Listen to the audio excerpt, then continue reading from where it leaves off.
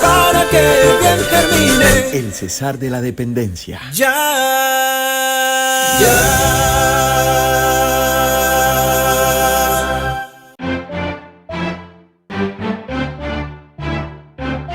Nuestra máxima heroína en la guerra de independencia fue María Concepción Loperena Ustares de Fernández de Castro. Ella se entrevistó en Chiriguaná con él, el libertador Simón Bolívar, y recibió pues las instrucciones para la independencia de Valledupar el 4 de febrero de 1813.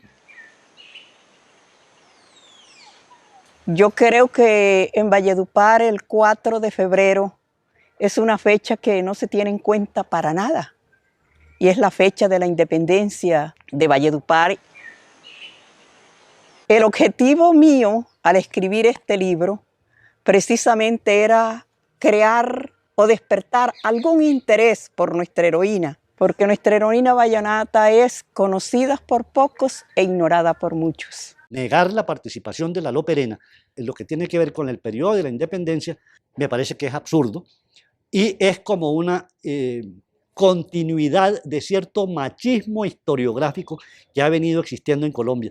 Yo considero que la Loperena tiene un lugar de privilegio definitivamente en la lucha por la independencia y los aportes que hizo a la causa republicana.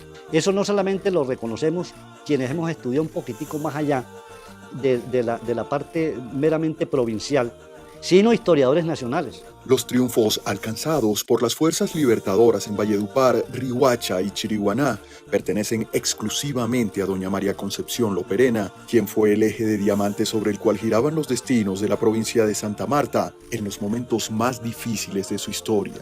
Simón Bolívar. Siento como vibra el corazón cuando se escucha nombrar a mi nación y su gente que es tan buena, sé que se vayan las penas de las voces que las apaga un cañón.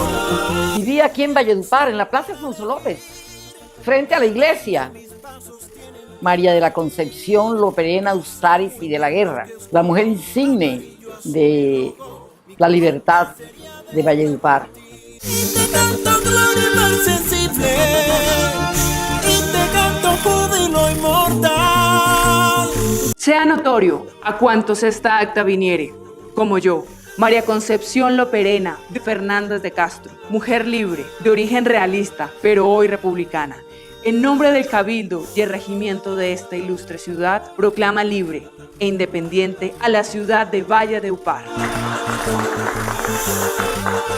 Valledupar fue de las primeras ciudades, junto con Monpós y Cartagena, que los cabildos se independizaron del gobierno español en contra de Santa Marta y de Riohacha, que fueron muy realistas. Porque ella se dio cuenta de las injusticias que se cometían. Eso fue determinante. Del maltrato, de la forma como el gobierno español, sobre todo el famoso Marqués de Valdeollos, que era un tipo malísimo, malísimo. Entonces maltrataba mucho a la gente y él se dio cuenta. La Loperena recibe todas las instrucciones del Libertador para que el Cabildo de Valledupar se independizara de España. Y mire que esas ideas libertarias no las pensó ella cuando era una muchacha joven. Ella no, ya ella tenía su familia. Ella tuvo 7 hijos, entre hombres y mujeres, ¿no? También. Y fue con Pedro Norberto, la acompañó, y allá en Chiriguaná, en esa entrevista con Simón Bolívar, le prometió ayudarlo. No solamente con su servicio personal, sino con sus bienes. Era una mujer que tenía mucho dinero, haciendas. Y le ofreció 300 caballos que entregó personalmente a ese ilustre general. Para que Bolívar pudiera seguir con ese proceso de independencia. Regaló 300 caballos con sus monturas y todo equipados y con soldados al libertador Simón Bolívar. Se los llevó a Chiriguaná. Es un gesto muy importante. Era una mujer rica, la Loperena. estaba muy tranquila en su casa, con una vida y un porvenir y un futuro muy asegurado. Por Dios, uno se queda admirado a ver quién lo hace hoy. Era una convicción de buscar patria, de buscar una nación, no depender de un Estado por allá en España que no los dejaba, que los por debajeaba. Para que bien termine. El cesar de la dependencia.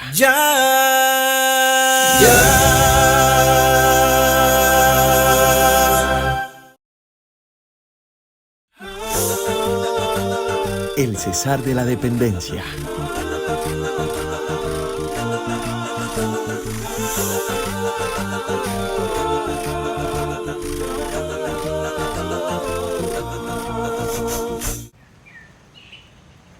Este colegio ha sido emblemático en la educación de Valledupar, donde se han formado muchas generaciones. Lleva el nombre de una heroína vallenata que ayudó a la independencia de Colombia, como fue María Concepción Loperena Fernández de Castro. El legado de María Concepción Loperena es unánime.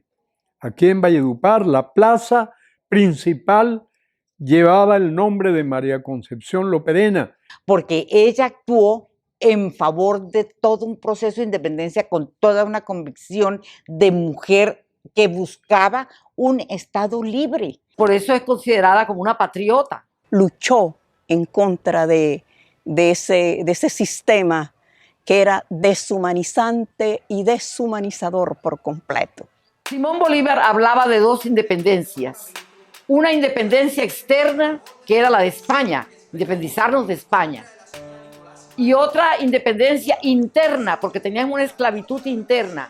Una esclavitud con los españoles, éramos esclavos de los españoles. Y a su vez nosotros, que éramos esclavos, teníamos esclavizados a unos hombres de color negro, a quienes tratábamos como objetos, inclusive que se llegó a pensar que no tenían alma. Y ese mismo pensamiento lo tenía su parienta, María de la Concepción Loperena Ustariz de la Guerra. Y antes de que se le diera libertad, que fueron varias luchas para lograr la libertad de los esclavos, ella liberó a sus esclavos en las fincas en esa época tan difícil. Porque ella decía que no era suficiente tener un buen amo, que lo importante era no tenerlo. Pero al mismo tiempo, por seguir la misma filosofía de su pariente Bolívar, también lo apoyó en la campaña del Bajo Magdalena de 1812. Y parte de la campaña es financiada con los aportes que hace la Loperena. Ese recorrido, esa ruta que sigue Bolívar, fue lo que abrió inicialmente ese campo para que estas tierras fueran, digamos, logrando consolidar ese espíritu libertario que posteriormente van a tener el gran revés con la reconquista de Murillo, pero al fin la tenacidad y la persistencia de Bolívar llevaron a que el recrudecimiento de la guerra a partir de 1816 fuera tan contundente que terminó con la liberación de las 5 naciones, que a la hora de la verdad hoy son 6, incluida Panamá. Lo ayudó con apoyo moral y lo más importante, como mujer al fin, como espía. Ella investigaba por dónde iba la tropa enemiga y le mandaba razones al libertador. O sea que fue un apoyo moral, ideológico y afectivo. ¿Por qué hacía esto? Era que era Ustariz, era de la misma sangre de Simón Bolívar. La quinta abuela de Simón Bolívar era de la familia Castro, era Fernández de Castro, ¿no? En España.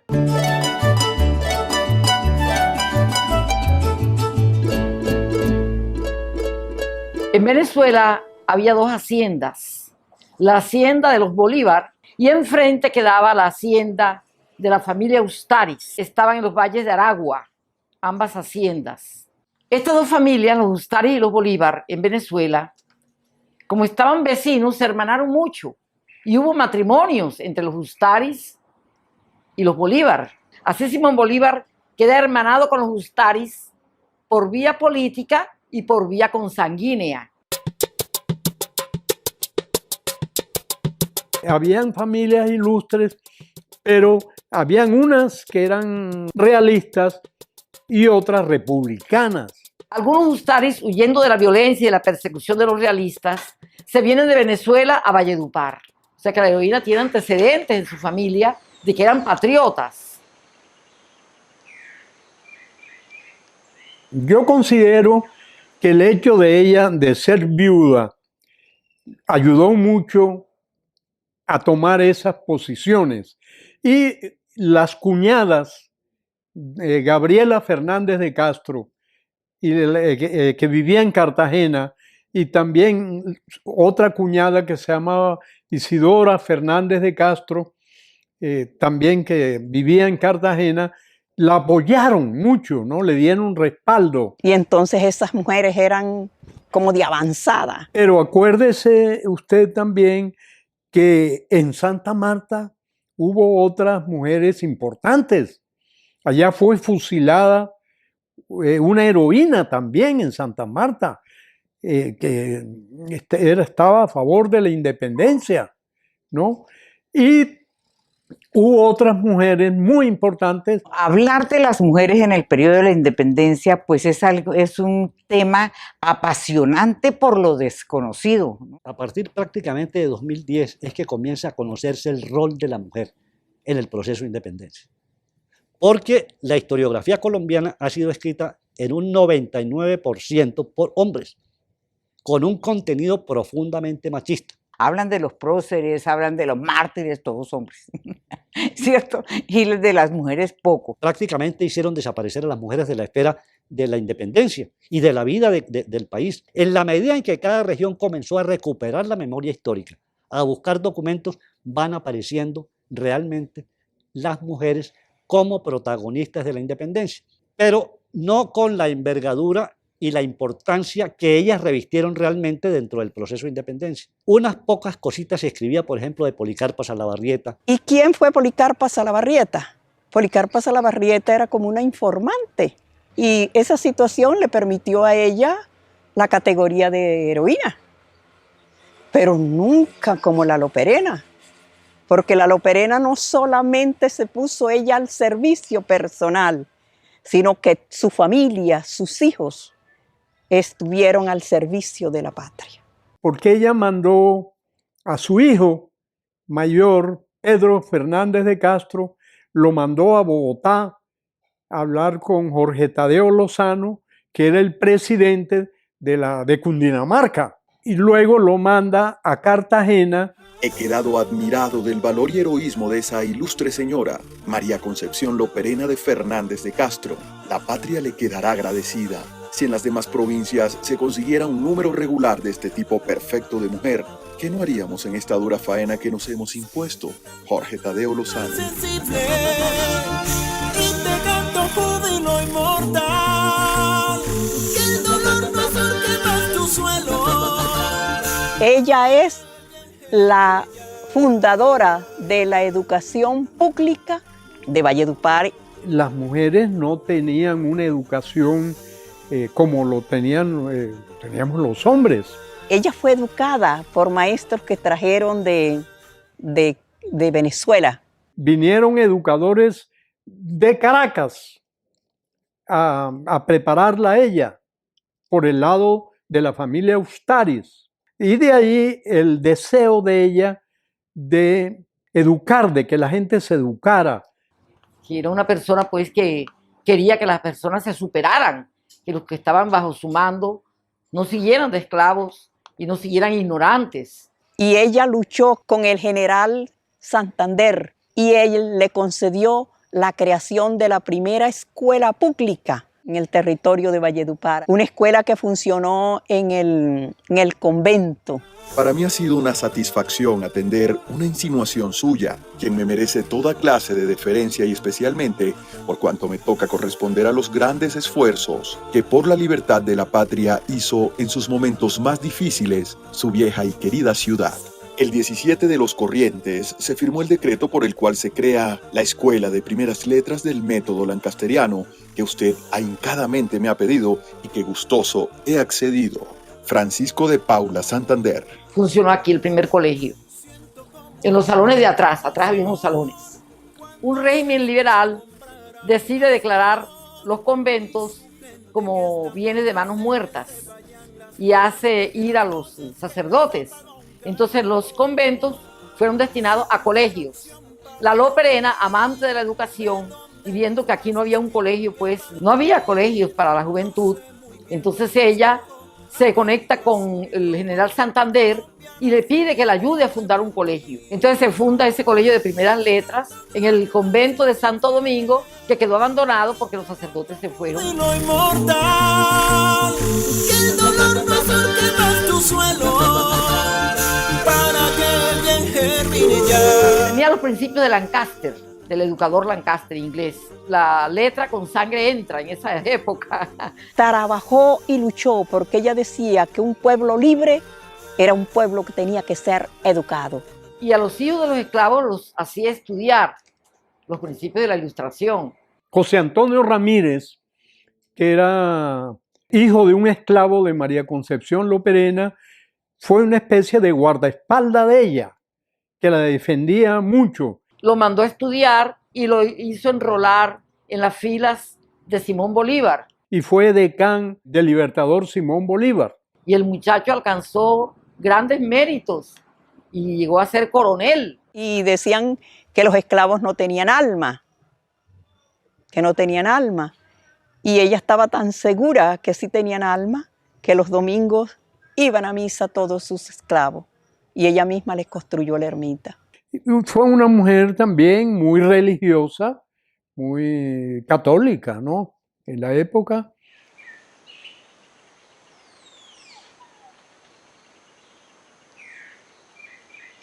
Cuando yo escribí este libro, en la investigación, yo fui observando la personalidad de la Loperena. Y en esa personalidad yo encontré muchísimos valores de la Loperena. Una mujer que su vida entera fue una vida axiológica en su ser y en su actuar. Fue una mujer tan heroica, tan libertaria, tan de buenos sentimientos, diría yo, tan humanista. Su temperamento de ayudar a los demás, ¿no? Se destaca mucho esa parte, ¿no? El valor de la solidaridad, la perseverancia. Si no hubiera sido por el valor de la perseverancia, no hubiera conseguido su objetivo. El valor de la dignidad humana, su batallar, su lucha, fue precisamente eso, para dignificar la dignidad humana, porque usted sabe que los únicos que eran personas eran los españoles. Los indígenas y los esclavos no eran personas. El valor de la libertad fue su valor sublime. Por ejemplo, ella fue una mujer que vivió la fortaleza, el valor de la fortaleza con toda su intensidad. Aún ya casi en su lecho de muerte, ella guardó esa fortaleza. Para que bien termine. El Cesar de la Dependencia.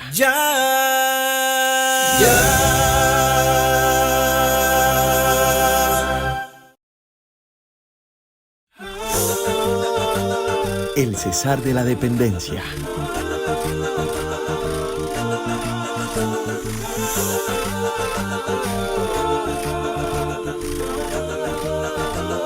Nuestra heroína vallenata. Era una persona como buena caribeña, sentipensante, que pensaba pero también sentía. Y el motor que hace mover también la ideología es la pasión, el sentir lo que se dice y lo que se piensa. Y esa era la actitud de María de la Concepción Loperena Ustaris y de la Guerra. Unos apellidos y de la Guerra. Era guerrera la mujer, era libertaria. Todo lo puso al servicio de la libertad y de la independencia.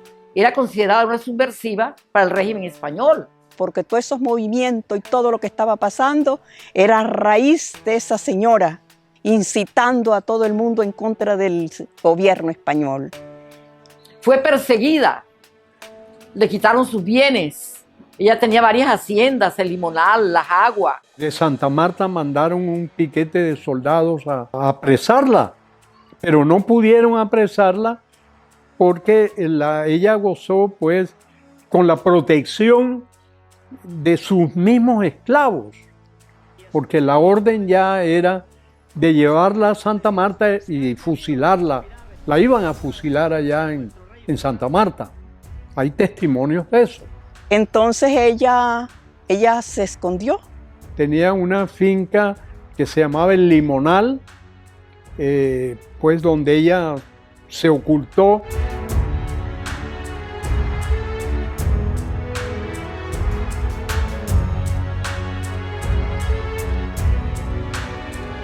Sufrió mucho por eso, pero le restituyeron todos sus bienes luego con la independencia. María de la Concepción fue una heroína, a pesar de que no murió en la guerra, pero fue perseguida. Tenemos la equivocación de que todo héroe debe morir como una herencia cristiana. Cristo tuvo que morir para ser el héroe. Simón Bolívar y Santander son nuestros principales íconos de la independencia. Y ellos no murieron en la guerra. Estamos en una deuda atrasadísima para reconocerle a ella sus méritos. Y te canto júbilo inmortal, que el dolor no surque más tu suelo, para que el bien germine ya.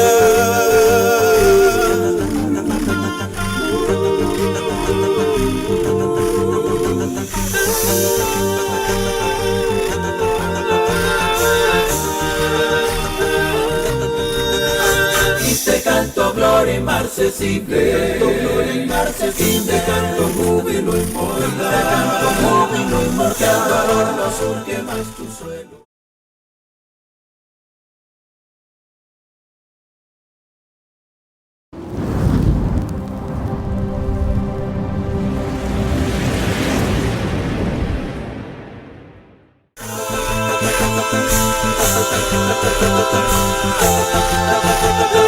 Para que bien termine El Cesar de la Dependencia.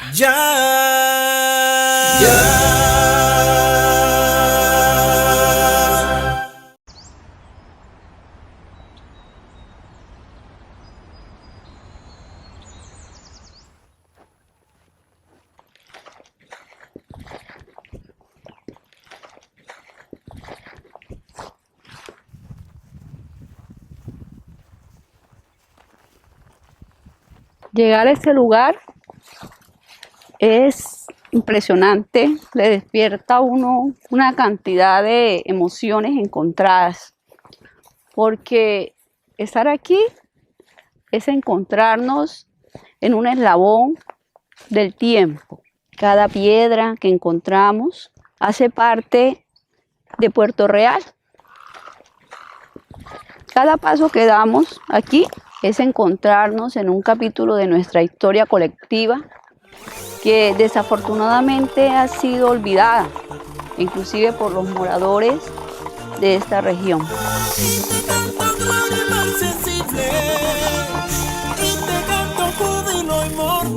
Nos vamos a encontrar con que los pueblos del departamento de Cesar, en materia de apoyo a las luchas de independencia, tuvieron, digamos, un papel importante. Podemos hablar de 3 poblaciones claves, que fueron Chiriguaná, Tamalameque y el Puerto Real.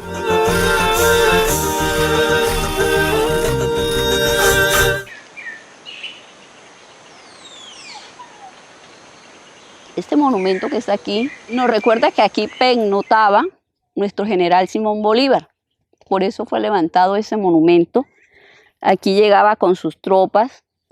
Y la primera vez que llegó fue el 7 de enero de 1813, cuando libraba la batalla del Bajo Magdalena. ¿Por qué fue tan importante esta campaña? En primer lugar, recordemos que la inicia Simón Bolívar, que había llegado después de la derrota de Puerto Cabello, y es la primera campaña militar de Simón Bolívar en territorio de la Nueva Granada. Con esa campaña se hace él conocer como militar exitoso y alcanza gran reputación en el gobierno republicano que estaba funcionando en el interior del virreinato o de la Nueva Granada. Es una campaña que va a mostrar su capacidad bélica y su estrategia en el marco de la guerra. Eso no se había visto antes porque Simón Bolívar acababa de llegar, nadie lo conocía. Bolívar está llegando a Cartagena derrotado de Puerto Cabello. Llega a Tenerife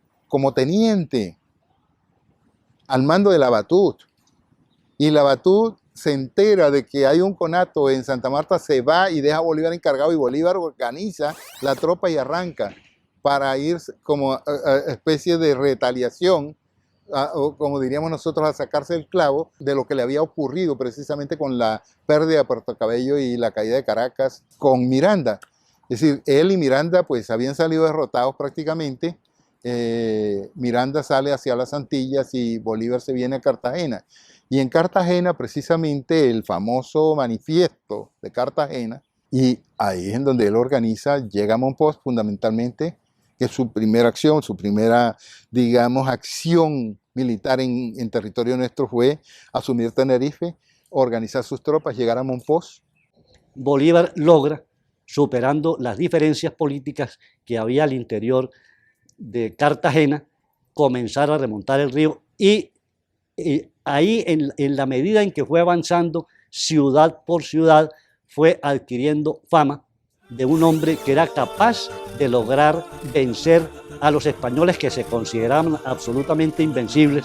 Entonces el general venía pues conquistando y sacando a los españoles de todos los puertos del Magdalena, porque sabía que estos puertos tenían mucha importancia por el auge comercial y aquí dominaban la entrada y salida de cargas. Porque es que el río es la arteria vial más importante del país hasta la mitad del siglo XX. Es decir, no hay otro medio de comunicación, es decir, al interior del país la civilización entró por el río Magdalena. Para que bien termine. El cesar de la dependencia.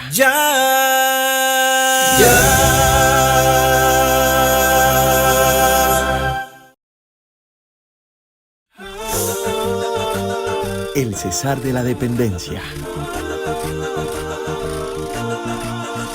dolor no surque más tu suelo, para que bien germine ya. Fue una población próspera y significó pues el comienzo para ese desarrollo económico en la época de la República, de la dinámica de la economía nacional e inclusive internacional. La única manera de conectarse con el resto del país era a través del río Magdalena y el camino expedito era precisamente el del Puerto Real. Ese era un punto obligado de tránsito desde la costa norte, o bien hacia Honda, o bien hacia los valles de Cúcuta y de Pamplona. Como es el punto de convergencia o de referencia para comunicarse con unas ciudades importantes del oriente del país, como son Ocaña, Cúcuta, para comunicarse con el resto del país a través de los caminos reales, entonces el comercio que se mueve desde allí y la referencia que hay desde allí con el resto del río es vital. Recordamos la posición estratégica de Ocaña. Cualquier pequeño contingente que se lograra situar en las prominencias montañosas bloqueaba el paso de cualquier persona. Eran lugares estratégicos.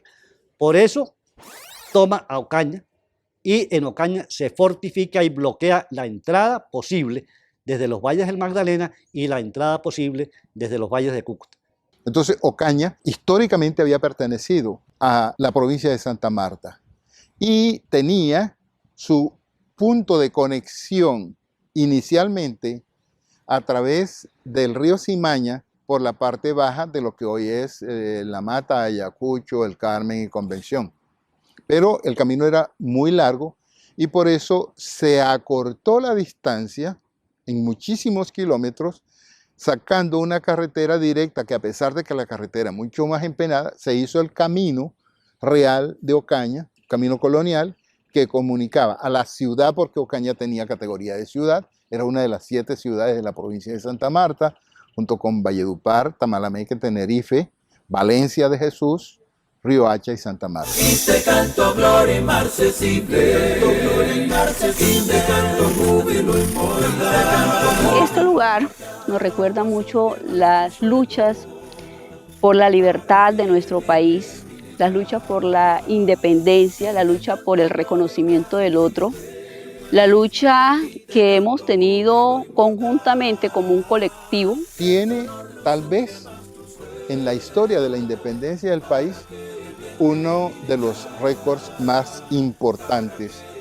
en cuanto a la participación y al apoyo de una comunidad que tiene una importancia vital en ese momento para los apoyos que se le daba, sobre todo desde el punto de vista logístico, a las tropas libertadoras cuando pasaban por allí.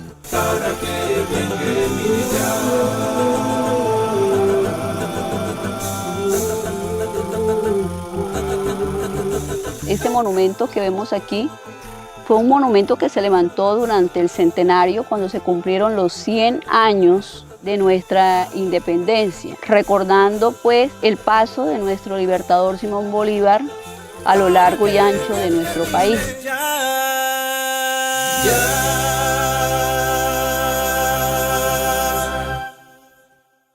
Recordemos que no todas las ciudades o los puertos del Magdalena tenían grandes contingentes militares españoles.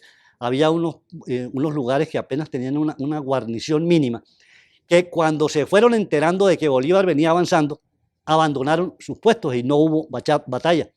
Realmente la acción militar se reduce a muy pocos lugares, incluyendo el antiguo Puerto Real, donde el contingente abandona el puesto por el temor ya de oídas que tenían sobre la capacidad bélica de Simón Bolívar. Muchos historiadores dicen que aquí pues no libró Bolívar, no hubo un campo de batalla, pero podemos encontrar en otras fuentes de que sí habían españoles en el puerto que pues vigilaban la entrada y salida de la mercancía y le tocó también pues que sacarlos de acá. Eso fue el 7 de enero de 1813. Esa noche Bolívar se quedó aquí a pernoctar en Puerto Real y al día siguiente viajó a Ocaña. Ahí en Ocaña pues cuando se encuentra con el general Santander e inicia la gran campaña libertadora. El paso de Bolívar por Puerto Real y por Tamalameque dan una importancia, digamos, estratégica a estos sitios, porque no hay más puertos en el río Magdalena de lo que hoy es el departamento del Cesar. Gamarra y La Gloria aparecen muchos años después de la independencia, se forman mucho después. En épocas de diciembre se oían sonar las tamboras, por las calles de mi pueblo se oía gritar la llorona. Salía, salía, salía, salía la llorona por las calles de mi pueblo, gritando a toda hora. Ay, salía, salía, salía. Toda la actividad pues de colonia, de conquista, se hizo a través del río Magdalena. Y Tamalameque era puerto obligado. Ya en la época de la independencia también es paso obligado, tanto para españoles como para el ejército libertador. Y de hecho Bolívar saliendo de Mompox llegó por acá, por Tamalameque, con 500 hombres y libraron una dura batalla por estos lados, ¿no?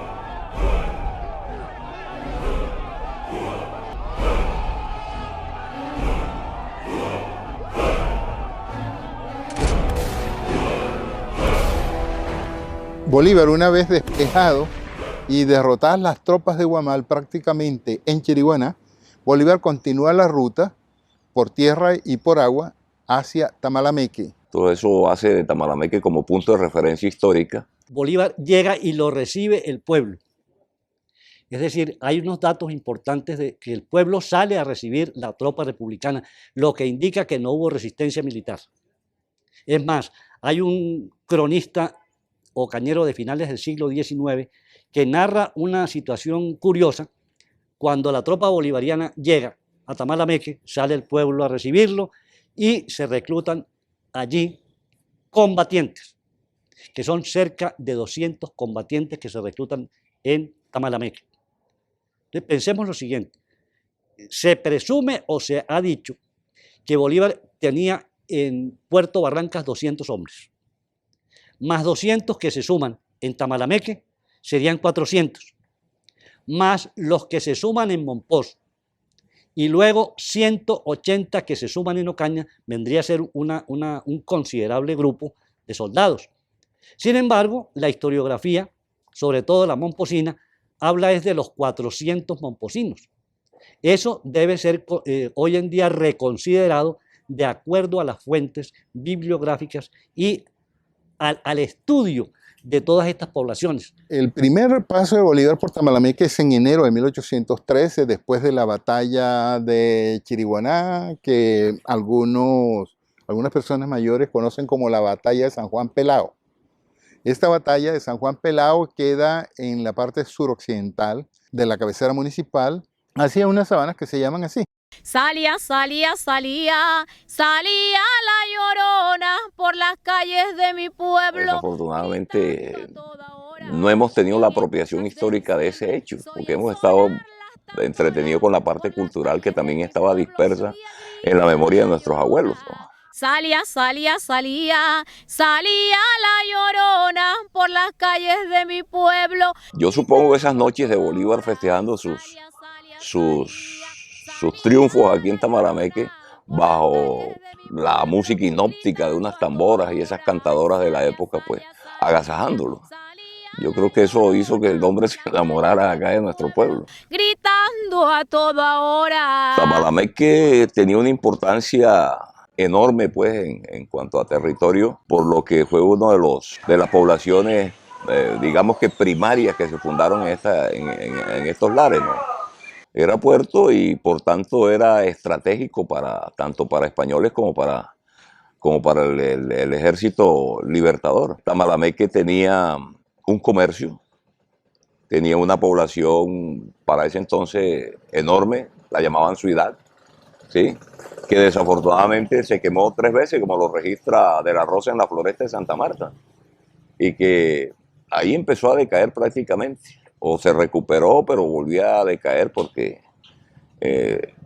la posición donde estamos, a 1 kilómetro del río, ni éramos puertos sobre el río y no teníamos ninguna otra vía de comunicación que nos permitiera, pues, revitalizar y darle vida como municipalidad.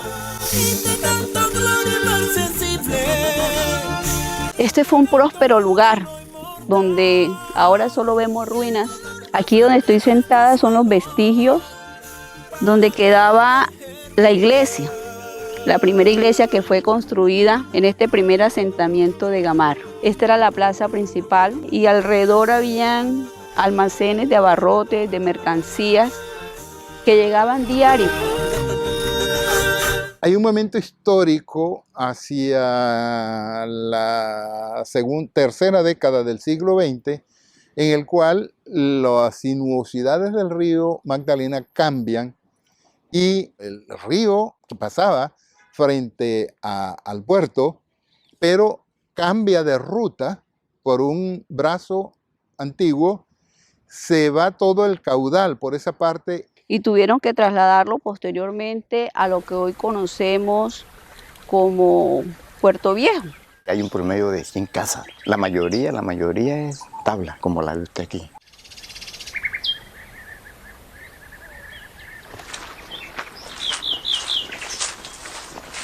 Puerto Real de Ocaña, ese es su nombre inicial, ya el apellido real pues desaparece, todo vestigio de realismo va desapareciendo y a partir de la independencia el nombre de Puerto Real cambia a Puerto Nacional. Por la importancia y el auge comercial a nivel nacional lo llamaron Puerto Nacional.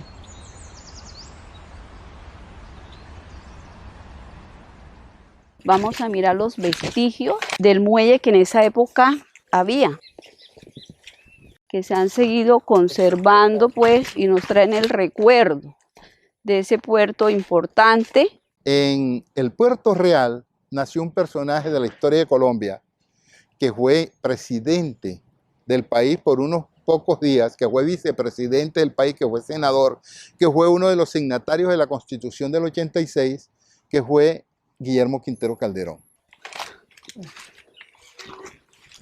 Este es el muro, que es los vestigios del muro, del muelle que construyeron los españoles. Por aquí pasaba un brazo del río Grande de la Magdalena y pues tenía el calado para que esos champanes llegaran hasta este puerto, hasta Puerto Real. Es muy importante mencionar también que dentro de este proceso y en la primera campaña, el pueblo de Aguachica tuvo una significativa importancia en la medida en que fue el sitio de paso a través del cual desde el río Bolívar subía por el Camino Real hasta Ocaña y más hacia arriba en un pueblo colonial también llamado Villa de San Andrés hay otra referencia.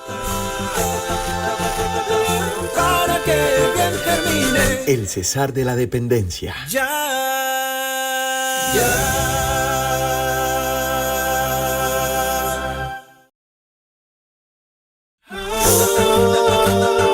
El cesar de la dependencia. El dolor no surque más tu suelo para que bien germine ya. Hay vestigios de los caminos que fueron construidos y que comunicaron la parte de la plaza con esta parte. Toda esta parte que vemos aquí nos recuerdan esos caminos donde pasaron sobre ellos pues muchos comerciantes, pero también muchos colonos, indígenas, esclavos que se conjugaron aquí. De este lado, ahí todavía pues el río sigue conservando su curso por donde venía. Si pudiéramos navegar a través de él, nos contaría las múltiples historias, gritos de angustia, alegrías y todo lo que compartimos como comunidad, como colectivo. Hicimos parte de esa historia, aportamos hombres y mujeres valientes, soñadores con una patria diferente, con una patria libre, con una patria de inclusión y construir colectivamente en esta región y en este país nuestros sueños, nuestras esperanzas, nuestras metas de hacer una nación grande. Sé muy bien lo que escojo, amarillo, azul y rojo, mi Colombia nacería de nuevo en ti. Estos son vestigios comprobados con estudios arqueológicos de la época de la colonia. Nuestro museo reposa estos vestigios con fuentes históricas y con estudios arqueológicos hechos ya que datan de la época. Así como solo quedan vestigios del lugar, así solamente también en nuestros libros de historia quedaron olvidados, y en estos eslabones del tiempo quedó olvidado esa historia social de nuestros antepasados. Esa historia que no debemos olvidar porque nos recuerda quiénes somos, por qué vivimos y por qué tenemos que luchar. Ese fue el sueño de nuestro libertador. Siempre que llegaba aquí a Puerto Real cuando viajaba por el río. Y la última vez que llegó en mayo de 1830. Había salido de Bogotá y él viajó en champán desde Honda, se embarcó en Honda, porque no se montó a barcos de vapor porque tenía diferencias con la compañía Elber. Iba hacia Santa Marta, ya enfermo, ya echado de Bogotá. Y cuando llegó aquí, muchas viudas y muchos niños y hombres salieron de Puerto Real a encontrarlo. Y se encontraron con él en ese sitio y le preguntaron que bueno, que ellos habían dado ya muchas cosas, habían aportado a sus esposos, sus hijos, que habían aportado a sus padres para la independencia, ya habían ganado la guerra y ahora ¿qué faltaba? Pero el libertador le dijo, falta más para lograr la unidad de los pueblos, falta más. Y pues a los años que han pasado todavía en este país nos seguimos preguntando qué nos falta, qué más tenemos que aportar. Todavía nos seguimos buscándole respuestas a esas palabras del libertador. Falta más para lograr la unidad de nuestros pueblos. Colombia, tú vas a ganar y la oscuridad muy pronto va a pasar. Nacerá de nuevo el alba, verás a tu pueblo en calma, entonando victorias de libertad. gloria inmarcesible, te canto gloria inmarcesible, te canto júbilo inmortal, te canto júbilo inmortal, el dolor no surque más tu suelo, para que el bien germine ya.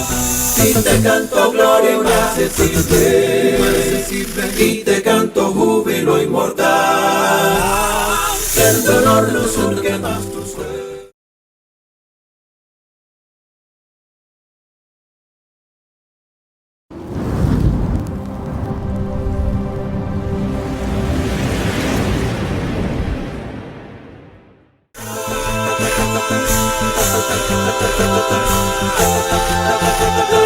Para que bien termine El cesar de la dependencia.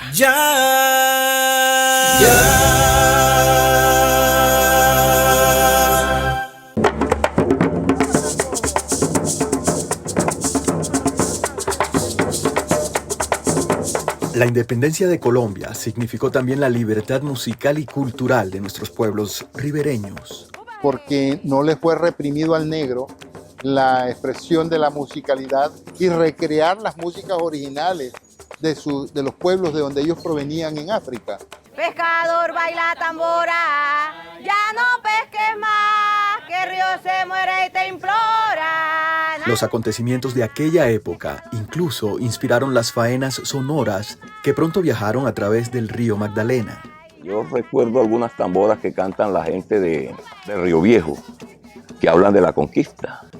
¿Sí? Y aquí hablaban de la caracola, hablan de el general Murillo, que es una reminiscencia ya a la guerra, ¿no? Nosotros mantuvimos unas músicas afro en el territorio que hoy se expresan a través de los 4 ritmos que conforman la música de tambora. Pescador, amigo mío, y ven y baila mi tambora. Yo supongo que esas noches de Bolívar festejando sus triunfos aquí en Tamarameque, bajo la música inóptica de unas tamboras y esas cantadoras de la época, pues agasajándolo. Yo creo que eso hizo que el hombre se enamorara acá de nuestro pueblo. Que el río se muera y te implora y nada sacará. Nosotros creemos que todo empieza con los ceremoniales indígenas.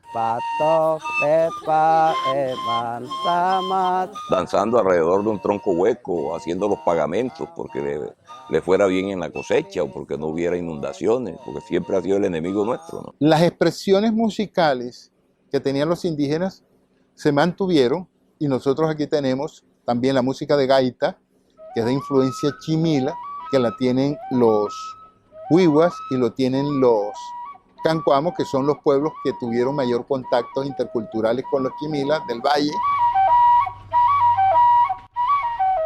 Pero al mismo tiempo hay una incidencia de lo negro en el vallenato.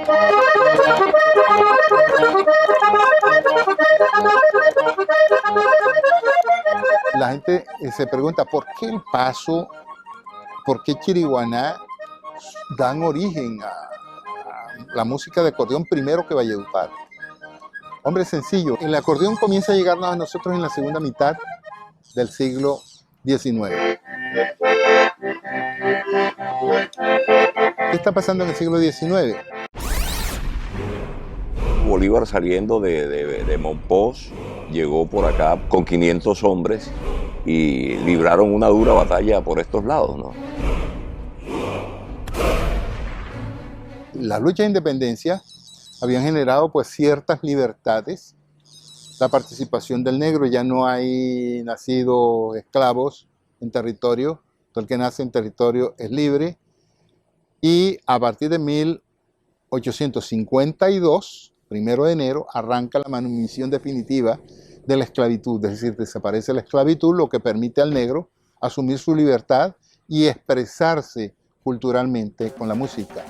Ya en la década de los 60 encontramos nosotros las primeras importaciones de acordeones a este territorio. Hubo el sincretismo ese racial y cultural que permitió que blanco, negro e indio se involucraran en una música ancestral. Porque aquí se fundieron como en un crisol culturas de España y se fundieron con las 3 culturas más importantes indígenas de carácter continental, que son el Chibcha, el Arawak y el Caribe. Y a eso se agregó que se vino todo el África occidental. Entonces es una cultura universal. Somos un crisol, somos la fundición, el producto de un sancocho muy bien preparado de milenios de años. Para que bien termine El Cesar de la Dependencia.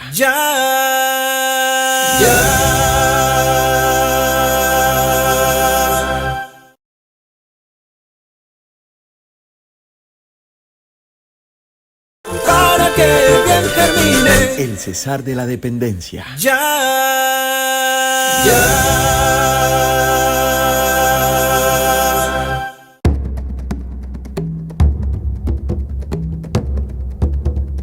En el departamento del Cesar, las etnias indígenas que ancestralmente lo habitaron no solo fueron fundamentales en la esencia de lo que hoy es su música y su cultura, también lo fueron en el proceso de independencia del territorio y en general de Colombia. Nos recuerdan quiénes somos, qué sangre corre por nuestras venas. Y pienso que son y han sido siempre baluarte y orgullo en esta lucha emancipadora de nuestro país. Poco se habla en la historiografía colombiana del rol que jugaron las comunidades indígenas de entonces en el proceso de independencia. Destacan más pues, el papel del negro esclavo, que en esta región tuvimos, fueron muy protagonistas porque teníamos cerca al palenque de Simití, que conocemos como el municipio de Simití, había un palenque, y fueron muchos los que se sumaron en esta región a ese proceso. Muchos esclavos fueron puestos al servicio de la causa. Las haciendas pusieron muchos de estos esclavos al servicio de la causa, garantizándoles en algunos casos la libertad a los que participaban en las guerras, con todas las ventajas que representaba un soldado negro por su arrojo, su valor, la fuerza física, la habilidad, por ejemplo, para el manejo del machete o de la lanza en los combates, y eso era, digamos, un valor agregado para las fuerzas patriotas, porque tener indígenas o mestizos que no estaban muy acostumbrados al trabajo físico, a la fuerza física, no les representaba mucha cosa. En cambio, el papel del negro, que en esa región era muy abundante, fue significativo y valioso. Pero nuestros indígenas, también hombres valientes, dejaron a sus esposas en sus casas con sus niños y se sumaron a la guerra que se debía librar para poder encontrar su sueño, ¿no? Y su sueño, ¿cuál era? Su sueño era volver a encontrarse con la madre tierra, con su cosmología, con sus creencias, recuperar su identidad. Caso contrario de lo que ocurrió en territorios del actual departamento del Cesar, fue lo sucedido en casi todo el resto del país, donde las comunidades indígenas se mantuvieron al margen de las luchas libertarias encabezadas por Simón Bolívar. No tuvo, digamos, un valor agregado a favor de las luchas patriotas, sino más bien de respaldo a las fuerzas realistas. Como ya había pasado tanto tiempo desde que se fundaron las ciudades, los indígenas y los afrodescendientes tenían un concepto muy claro frente al gobierno, a la administración realista, en cuanto que habían logrado a través de los años ciertos privilegios. Cuando se plantea un nuevo modelo de Estado, un modelo republicano, ellos no entendían qué era eso. Para ellos era una cosa incierta, de tal manera que no fue generalizada la apuesta al republicanismo por parte ni de los afrodescendientes ni de los indígenas. Entonces, en muchas partes del territorio nacional, los indígenas y los afrodescendientes, una de dos, optaron o por mantenerse al margen o por apoyar la causa de la corona española. Por esa razón, Pablo Morillo, cuando llega a Cartagena en 1815 y comienza a remontar el río Magdalena, llega a Ocaña en 1816, en los lugares importantes saca un manifiesto de indulto, donde claramente expresa que quien denuncie a los líderes republicanos, si es negro, se le dará la libertad. Es decir, va concretamente dirigido a esos sectores que estaban muy dudosos de la participación republicana. Y si usted mira en la parte del sur del territorio colombiano, Vemos el caso de los pastuzos.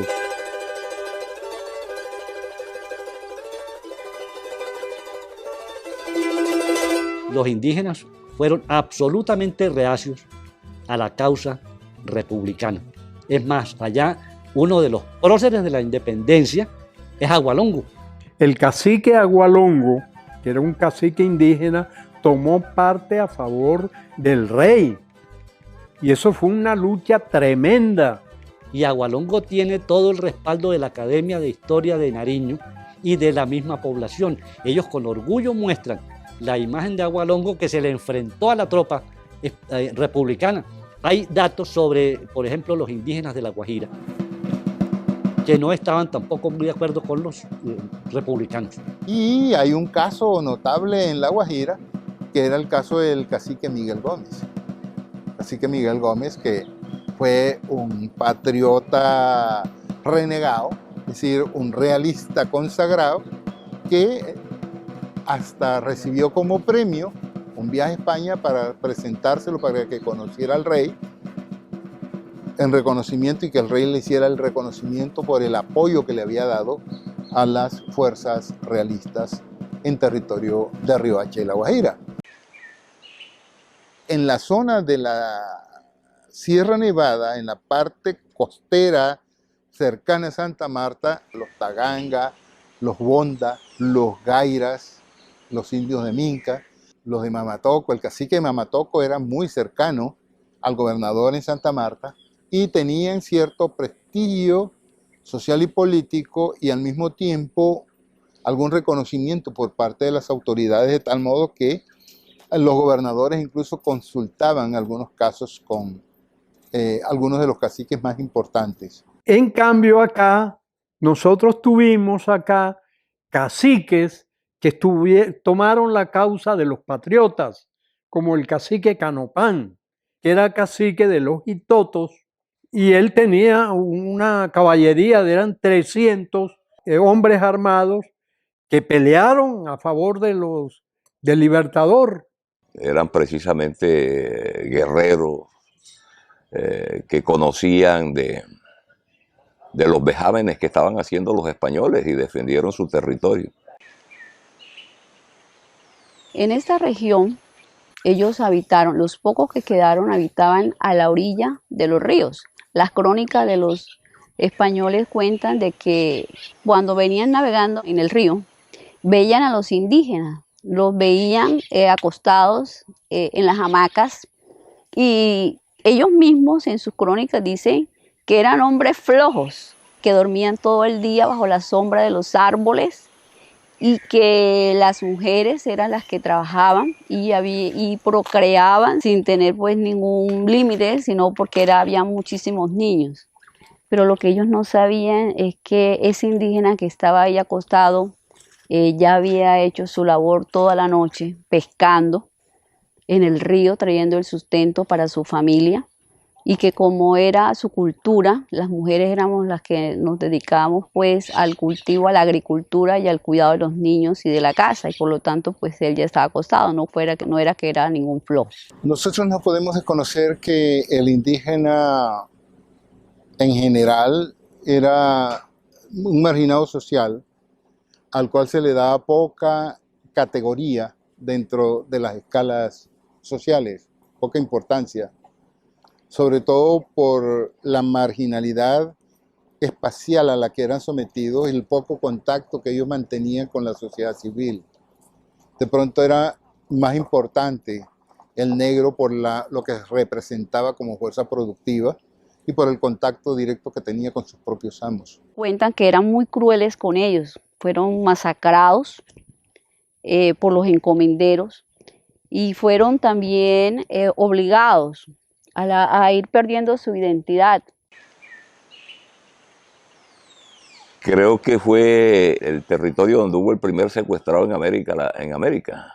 Aquí secuestraron al cacique Tamarahuataca, lo secuestró Michel Alfinger, y los indígenas tuvieron que pagar varios ducados por la liberación de él. Hubo tribus que sufrieron mucho y se extinguieron, como los tupes, por ejemplo. con la circunstancia de que los chimilas que habitaban nuestro territorio no se rindieron.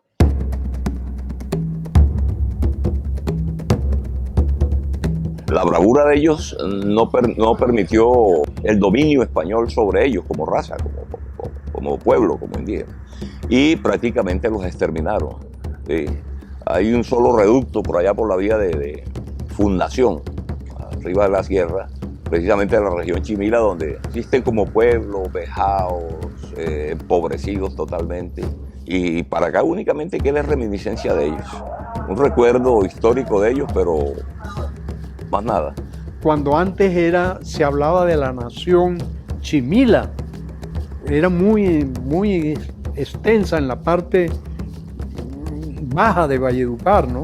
Desde el sur de lo que hoy es La Guajira hasta el río Magdalena estaba la nación Chimila, que era una nación que había sido víctima de una arremetida militar de la corona española a finales del siglo XVIII y que prácticamente había desaparecido de la vista pública, por así decirlo, y se había replegado en las montañas.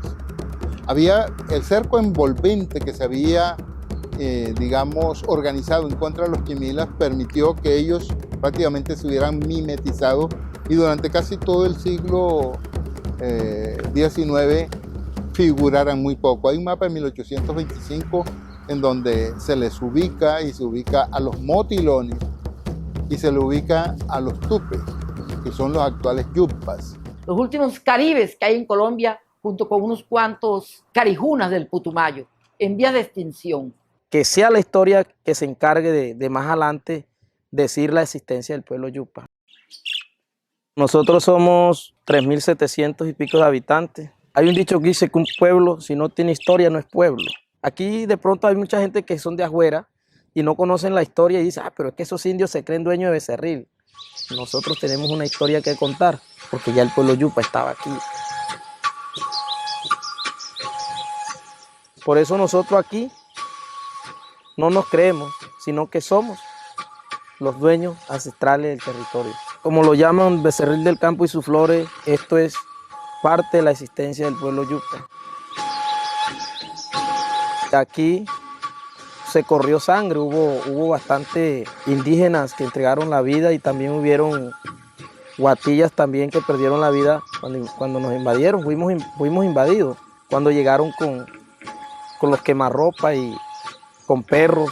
Y eso nos ha traído y nos ha conllevado a que dicen los yupas guerreros. Y como dicen, y son pequeños, que tal que fueran altos, dicen así. Pero nos ganaban porque ellos venían ya con el arma y nosotros con flecha, que era lo que más usábamos, que todavía usamos las paletillas.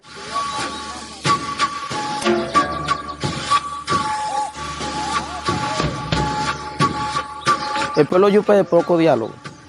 Nosotros intentamos 1 y 2 veces. Y hemos marcado el territorio así. A veces toca la brava, pero ya hemos ido tomando conciencia de que la violencia es mala, de que tenemos que llegar al diálogo. En estos últimos años hemos venido trayendo como que esa armonía entre dos etnias, como lo es la cultura guatilla y la cultura indígena. Y sí, ya hemos hecho mesa de trabajo, pero si nos vamos a lo de antes, ya no hubiera ni uno. Estamos como que tomando conciencia para tener una buena sociedad. Tengo 20 años de ser cacica y toda una vida de ser india de la Virgen del Rosario, de esa bella leyenda. Cada año en Valledupar se conmemora la leyenda vallenata, que hace honor a la valentía de los indígenas de la región, en este caso los tupes, que en 1576 se defendieron implacablemente ante los abusos de los conquistadores. Los tupes queman la iglesia, cansados de que les violaran sus mujeres, les robaran sus hijas, les guaquearan sus tumbas para robarse el oro.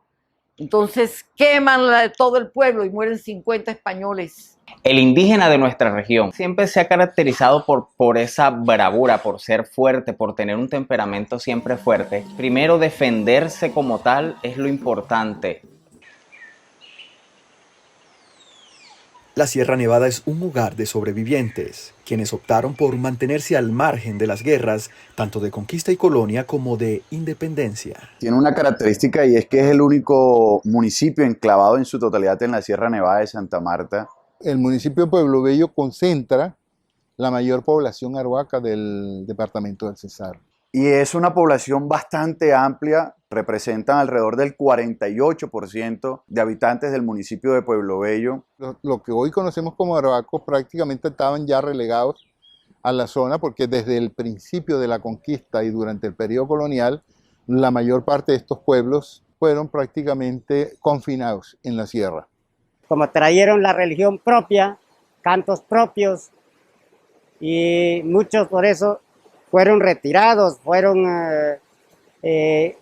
ido a otros lados a esconderse. De los valores fundamentales que perdimos nosotros durante este proceso fue la identidad de los pueblos. Nunca lo dejaba, por eso decía, no dejó la lengua, no dejó la costumbre, no dejó toda la cosmogonía.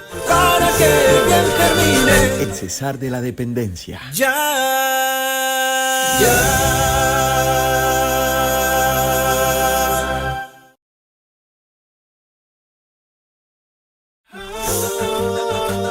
El Cesar de la Dependencia. Becerril, territorio ancestral de los Yucpas, cobra aún más relevancia en la historiografía colombiana por la decidida participación de los pobladores de aquella época en la gesta independentista de Colombia.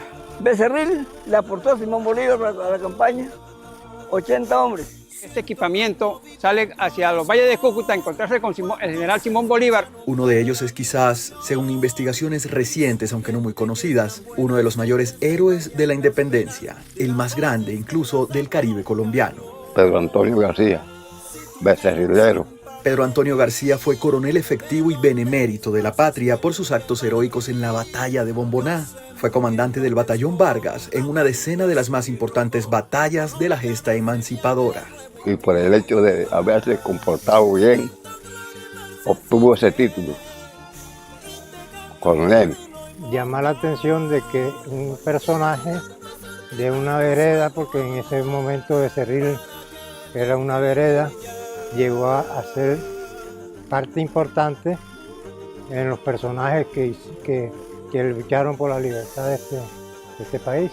Becerril era un pueblo formado por españoles, pero lo atacaban mucho los indios y varias veces el pueblo lo quemaron, se lo tomaron, hubo muertos. La familia García se fue de Becerril para Chiriguaná, huyendo de los indios, y así quedaron.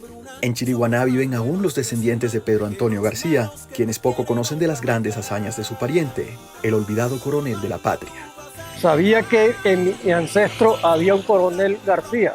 Lo cierto es que a lo largo de 5 generaciones siempre ha habido un Pedro Antonio en la familia García sin saber a ciencia cierta el porqué. Se asombra uno que ante una persona que estuvo al lado de Bolívar y que ascendió al grado de teniente coronel y luego coronel y que fue comandante del batallón Vargas que estuvo en la batalla de Boyacá y luego en las batallas de Junín, Ayacucho, Bomboná, con el batallón Vargas, y que en el batallón Vargas fue ascendido al grado de coronel y de oficial benemérito, no figura en los libros. Y que yo en el ejército nunca oí hablar de él tampoco. Una dignidad ser descendiente de un personaje como ese, aun cuando desconocido para muchos, pero sí sería bueno reivindicarlo, ¿cierto? Ante la historia, ante el país. Dalo a conocer quién fue él. Te canto gloria inmarcesible, te canto gloria inmarcesible, te canto júbilo inmortal, te canto júbilo inmortal, valor azul que más tu suelo, para que el bien germine ya. Y te canto gloria inmarcesible, y te canto júbilo inmortal, el dolor no surge más tu suelo, para que el bien germine ya, para que el bien germine ya.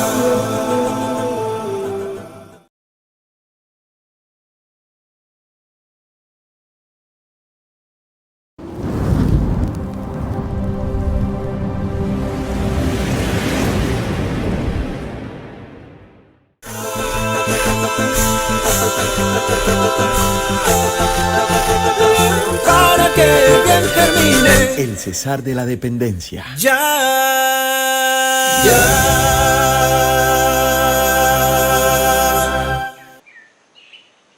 Por aquí pasó Bolívar en enero de 1813 y durmió allá, vea, donde está la escuela número 2, ahí en casa de Don Pío. Cuando yo le digo esto es porque yo recibí la información fresquecita. Fue cuando peleó por primera vez en San Juan Pelao, que es aquí.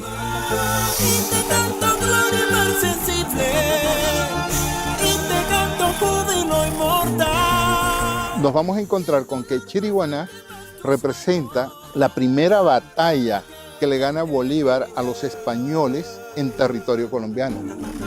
La batalla del 5 y 6 de enero de 1813, que algunas personas mayores conocen como la batalla de San Juan Pelao.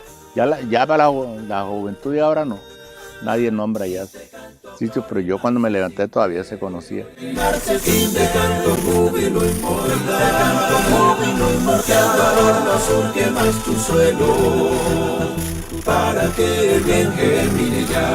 Bolívar llega a Chiriguaná el 31 de diciembre de 1812, buscando la manera de pronto de fundamentar su ejército, hacer más grande su ejército.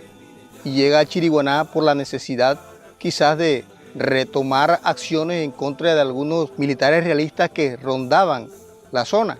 Y Bolívar supo de que ya estaban aquí llegando a Chiriguaná. El desplazamiento que hacen las tropas realistas desde Guamal hacia el interior del territorio de la antigua provincia de Santa Marta, huyéndole a la arremetida que traía Bolívar subiendo el río Magdalena, hace que estas tropas realistas se acantonen en Chiriguaná y que Bolívar, en un mapa que está claramente establecido, haga una jugada estratégica que le permite pisarles la retaguardia por tierra a las tropas realistas y al mismo tiempo el bajar por el río y penetrar por el Magdalena para tomarlos por sorpresa.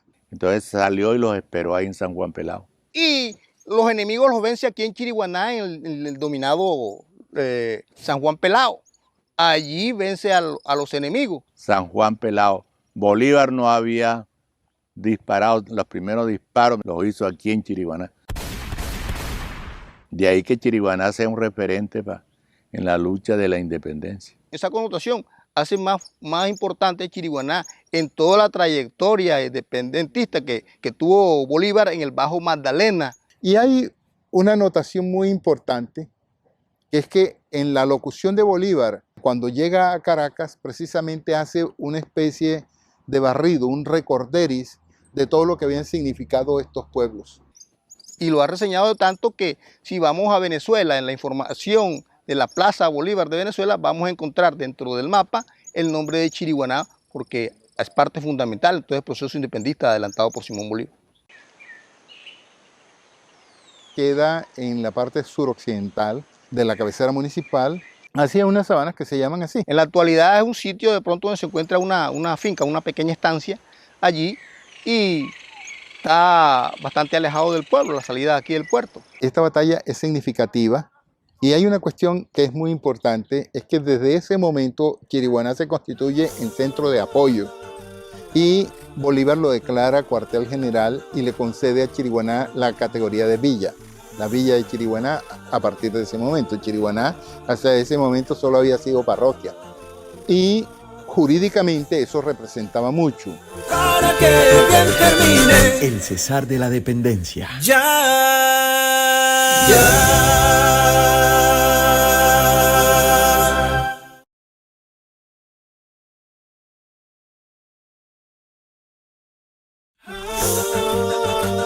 El cesar de la dependencia.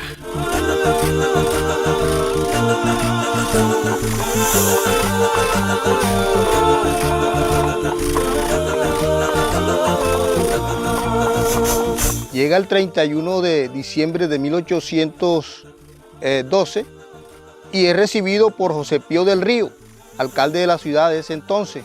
durmió en casa de Don Pío, dio la vuelta por la calle central. Se reúnen en casa de Braulio de Leiva. Allí en esa misma reunión asisten vecinos de Saloa, de Becerril y el comandante Esteban Pupo, vecino del Paso.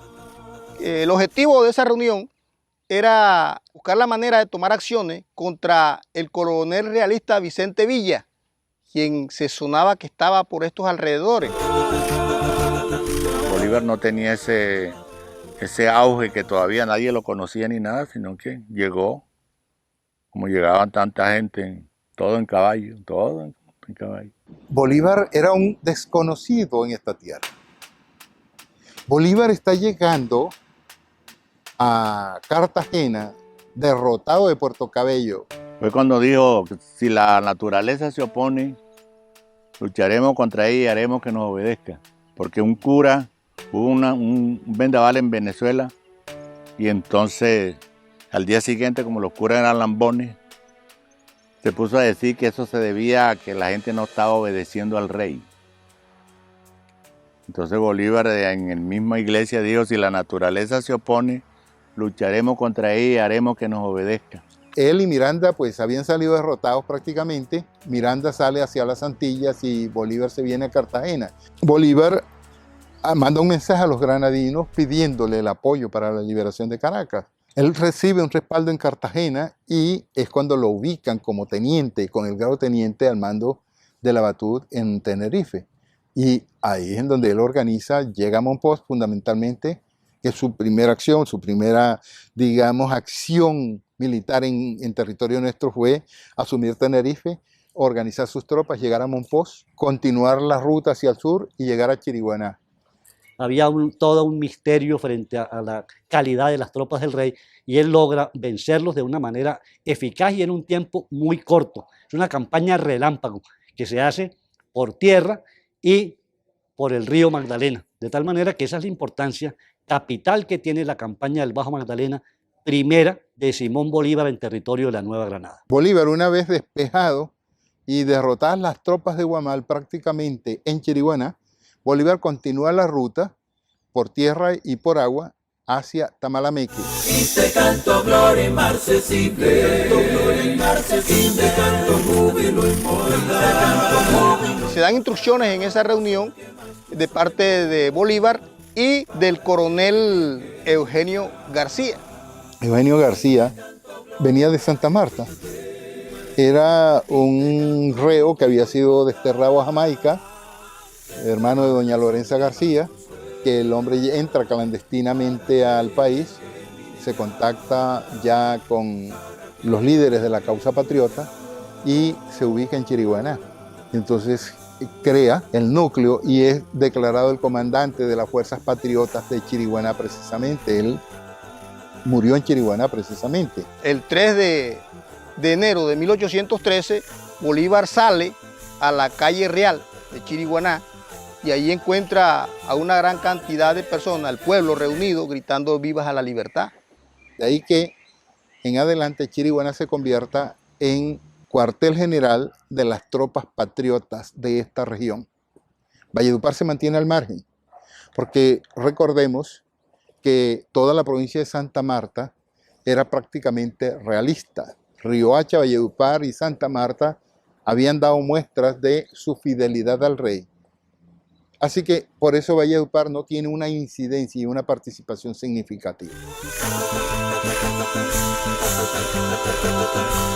Aquí en Chiriguaná se reunió con María Concepción Loperena, que en virtud de las consecuencias que lo que había visto de todos los desastres que estaba ocasionando la corona, pues decide apoyar a su pueblo, Valledupar, y es así como llega aquí a ofrecerle a Bolívar su ayuda representada en algunos hombres, ayuda representada en algunos semovientes, algunos animales para alimentar la tropa, ropa, y pone a disposición una vasta ayuda de pronto logística para que el Libertador hiciera aún más grande este proceso de independencia. Regaló 300 caballos con sus monturas y todo equipados y con soldados al Libertador Simón Bolívar, se los llevó a Chiriguaná.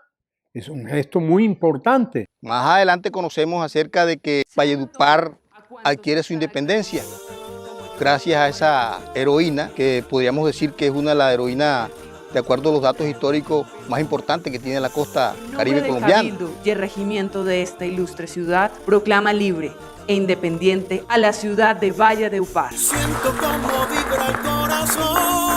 Posteriormente, el 25 de mayo de 1813, Chiriguaná se adhiere a esa independencia de Valledupar, firmada en pergamino por el alcalde de entonces, José Pío del Río. Chiriguaná dependió, en un momento histórico, dependió de Valencia de Jesús, y en otro momento dependió de Tamalameque. Cuando Chiriguaná en 1813 declara su independencia, la declara de Tamalameque, declara su autonomía, siguiendo pues todos los derroteros que venían dándose a partir de lo que había iniciado Bolívar a finales de 1812 y de la independencia de Cartagena. Porque Chiriguaná, el 14 de septiembre de 1810, hacen una junta de blancos para independizarse de Tamalameque, Cabildo de Tamalameque.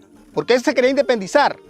Porque había en crisis, el imperio estaba en crisis en ese entonces, en 1810, y la gente pudiente de Monpó, la gente adinerada de Monpó, querían de pronto estar constantemente, buscar la manera de imponer su condición y su política en estos pueblos. Y es así que Chiriguaná se rebela, porque los alcaldes en ese entonces los colocaba un señor de apellido López Bordel, señor de Monpó, que era el que decidía, y casi como la figura que vemos hoy en día, las relaciones que hay, pongan este alcalde, coloquen este alcalde, y entonces el pueblo de ese entonces se rebeló. Entonces eso va alimentando una cuestión de pronto de descontento, que más adelante cuando llega Bolívar, pues esto se fundamenta.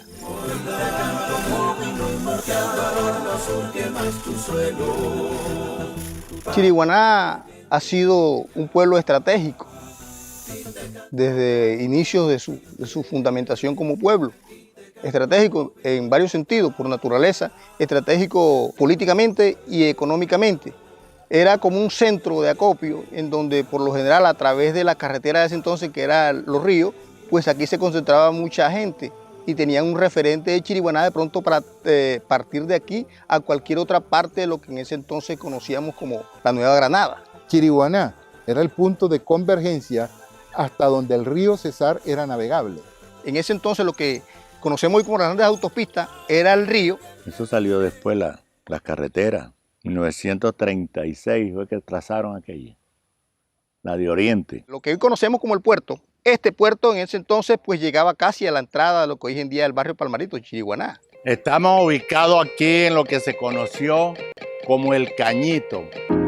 El Cañito era por donde entraba y salía todo el comercio de Chiriguaná. Venían la gente de los pueblos de San Roque, de la Sierra, de todos estos pueblos, a traer sus productos y a llevar nuevamente. Aquí llegaban las lanchas.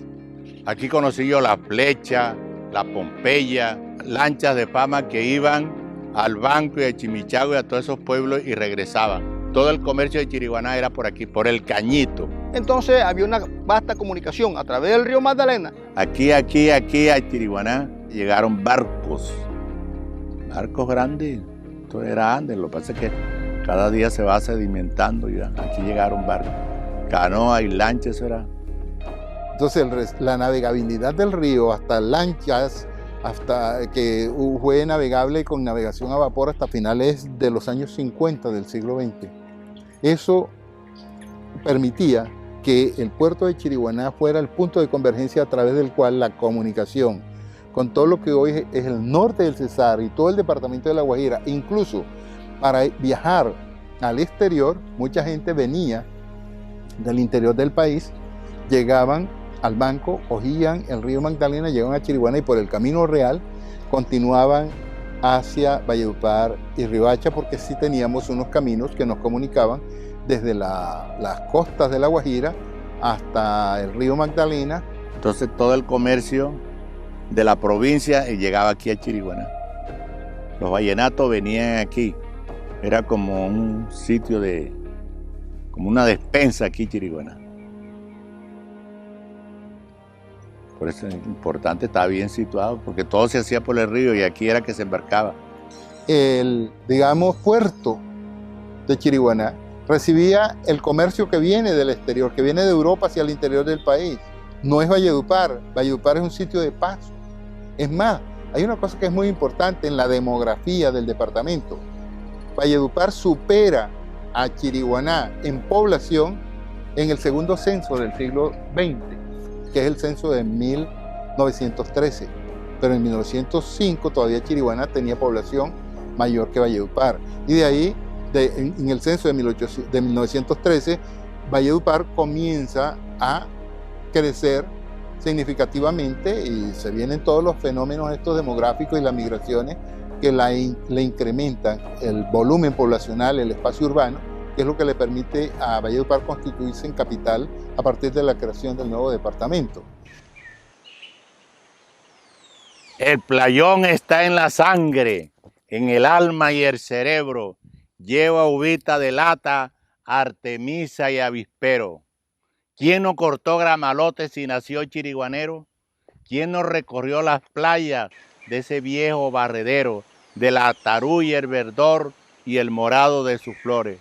Van sembrando de colores la tarde con arrebol y entre nostalgias y flores se muere tranquilo el sol. La decadencia de Chiriguaná está asociada a muchos factores, como la construcción de las carreteras, que significó la decadencia del río Magdalena y de todos sus afluentes navegables, la aparición del ferrocarril, con mucha más razón, que incrementó, y entonces Chiriguaná está al margen de las vías, queda allá en el río, queda abandonada, y eso significó de alguna manera su decadencia. Porque creemos que de pronto el río aparentemente ya no sirve en algunas partes. El río no, nada. Las lanchas se acabaron. Es importante por los pescadores, importante por la gente que utiliza los playones, que hay un tiempo en que son muy productivos.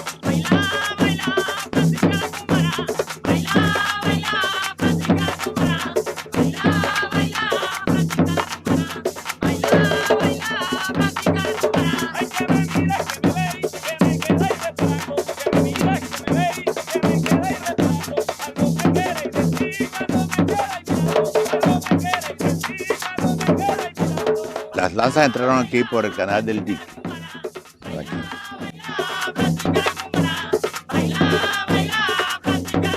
Desde nuestros abuelos se viene bailando la danza de la cumaná.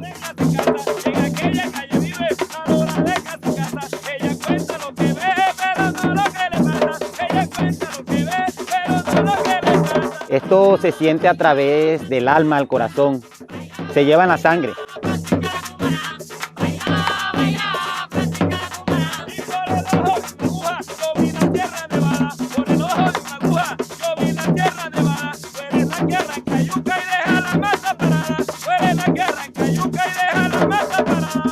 Esa mezcla, esa importancia del negro, esa importancia del indígena, es lo importante de nosotros. La música propia nuestra aquí es la cumbia.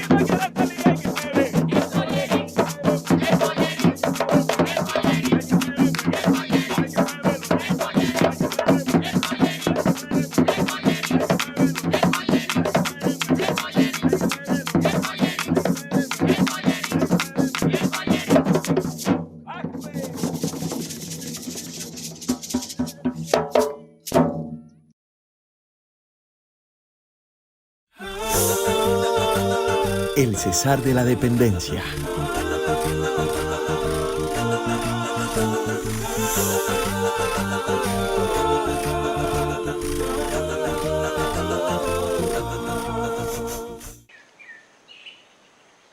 Cuando Bolívar salió de Venezuela con idea de irse a Curazao con un pasaporte falso, llevaba un pasaporte falso. Y entonces no cogió para Curazao, sino que arribó a Cartagena. Y el gobernador lo puso bajo las órdenes de Pedro Labatut. Labatut le asignó el sitio donde debía estar quieto ahí para esperar a los españoles. Bolívar, que toda la vida fue rebelde, desobedeció a Labatut. Fue cuando estuvo aquí en Chiriguaná.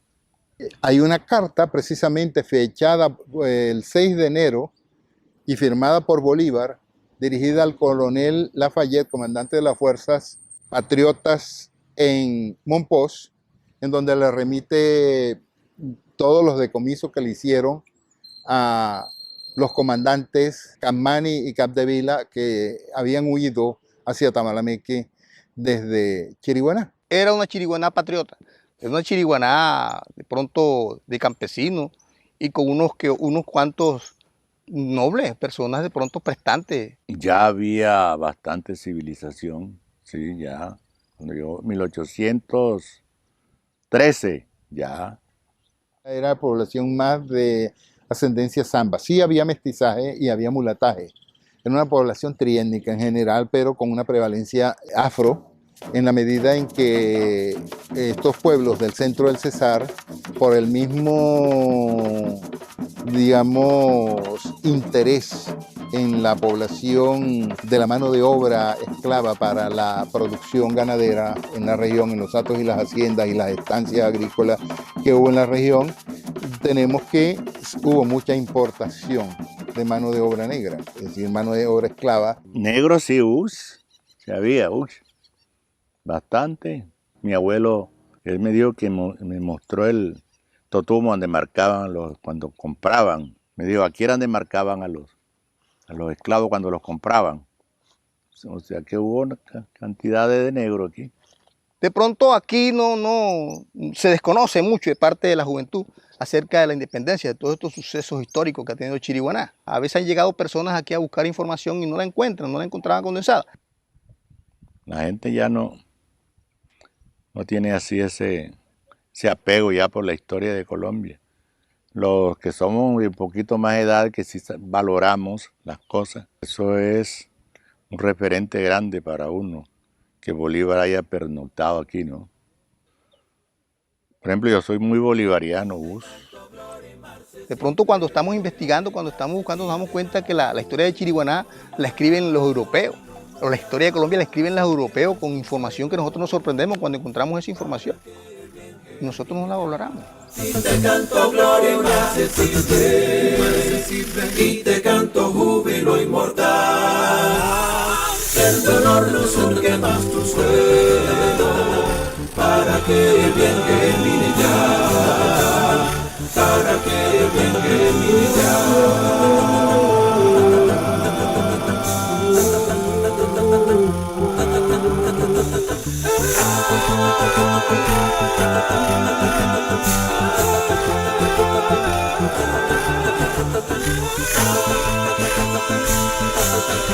Thank you.